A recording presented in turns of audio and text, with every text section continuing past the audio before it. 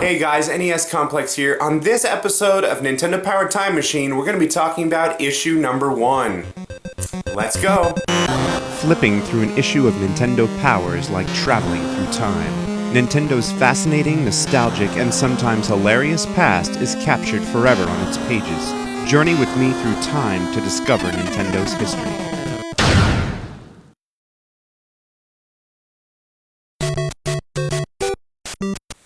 July 1988. It was the month that Michael Dukakis was nominated as the Democratic presidential candidate.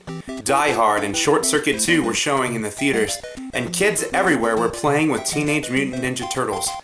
But the biggest toy by far was the Nintendo Entertainment System. It was in this cultural backdrop that the premiere issue arrived in my mailbox. And since it was bi-monthly at the time, it was meant to satisfy hungry gamers for August as well. I have so many amazing memories looking through and reading this issue. I think the cover is permanently burned in my brain. I can't wait to open it up. The very first page has got to be awesome. Power line to the pros. It's an ad. You know, I never did call this thing. I wonder if it still works. So this issue debuted Super Mario Bros. 2. It's a great game. It's really underrated. As many of you know, the game we know as Super Mario Bros. 2 was actually released in Japan as Doki Doki Panic. It was the same game with obvious character swaps and a few other minor Mario tweaks. I think a lot of people dislike it because it diverged from Super Mario 1, but I really enjoyed it. It was so colorful and cartoon-like, and with the imaginative subcon, warp pipes, and a colorful cast of characters, it had all the charm a kid could ask for. The game coverage in the issue is actually pretty good, and it shows some of the ways this new magazine was going to be great, even if Mario's stare is a little creepy. And speaking of Mario, I guess they couldn't decide what color he was going to wear. Or how many heads he had. One of my favorite memories of this issue was the coverage of Link's second quest and the complete fold-out map on the back of the poster. Boy, did we need it too, because this quest was hard.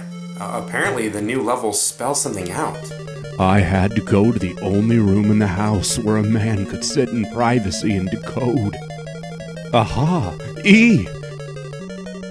L! It was coming easier now. What? What was Nintendo trying to say? A! I'm getting closer now. The tension is terrible. What was it? The fate of the planet may hang in the balance.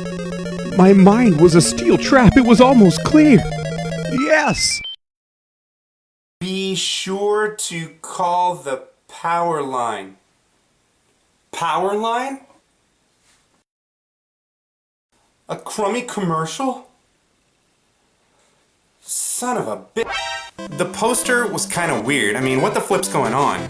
Games exploding from a baseball. The home team apparently scored 1 run in the first inning, 2 in the second, 3 in the third. What? Did the artists know anything about baseball? Why is the batter holding a bat made of licorice? And why do they need Batman? The next section was all about baseball. I've never been a real big sports game fan, but I have to admit I played a lot of RBI baseball and Baseball Stars when I was a kid, and it was really cool when I heard that you could charge the mound in bases loaded. Ah, Counselor's Corner. Oh look, there's a stage select for Ghosts and Goblins. Hold the control pad right and push the B button 3 times, then press up and release, next push B 3 times, push left, release, and then B 3 times again. Push down, release, and push B 3 more times, then push start. Select the A or B button at this time and push start once again. Now you're right on track. Oh, awesome, there's also a stage select for Akari Warriors. On the title screen, push up, down, A, B, left, right, A, B, up, A, down, right, right, left, B, up, left, A, right, B, left, right, A, left, up, A, down, A, right, left, A, start. One of my favorite sections was classified information. This was usually the first section I looked at as a kid, probably since NES games were so flippin' hard. This issue featured Punch-Out's Another World Circuit and the famous Konami code, and while that was also long, at least it had a pattern and Konami used it enough that it was worth memorizing. And as I looked through this issue, I realized there's a lot of great games in here. Issue 1 featured strategies for Double Dragon, Gauntlet, and Contra. What an issue! And Wheel of Fortune and Jeopardy. What an issue! Early Nintendo Powers had a section called Video Shorts, where Nintendo gave brief previews of the hottest games.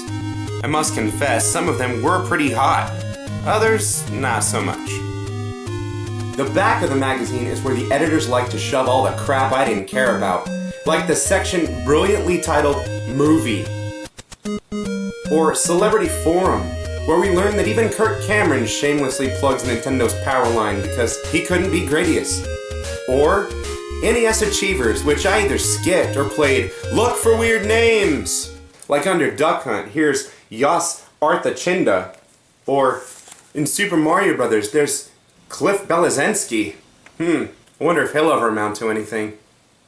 And under Kid Icarus, oh, we have the father of modern capitalism, Adam Smith. I feel kind of embarrassed for the kids in Video Spotlight. Listen to these awesome tips. How about this for Mega Man? Use other men's weapons to defeat each other. Or Rygar, have a lot of health. Mario Brothers, get plenty of men. The only sections in the back of issue 1 that I liked were the Mailbox and Top 30.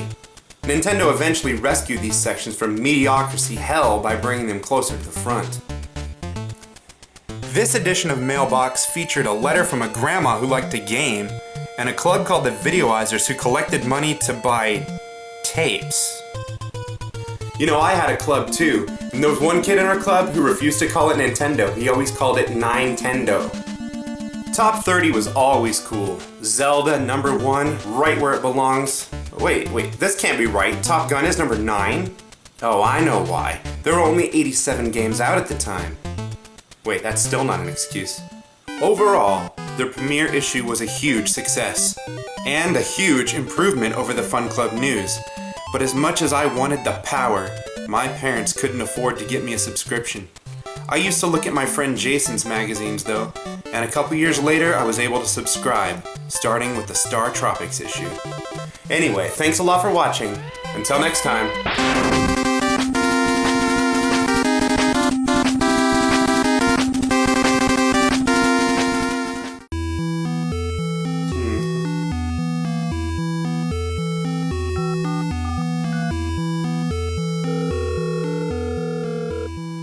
Hello? How's it hanging, you radical little youngster? Need some hot tips? The power line still works? What?